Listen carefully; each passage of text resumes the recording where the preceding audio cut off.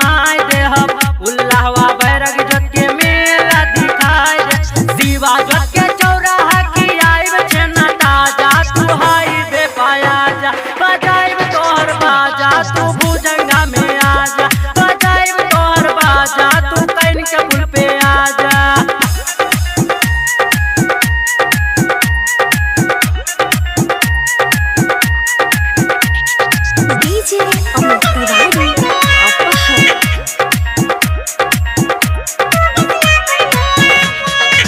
lakh 2 lakh 9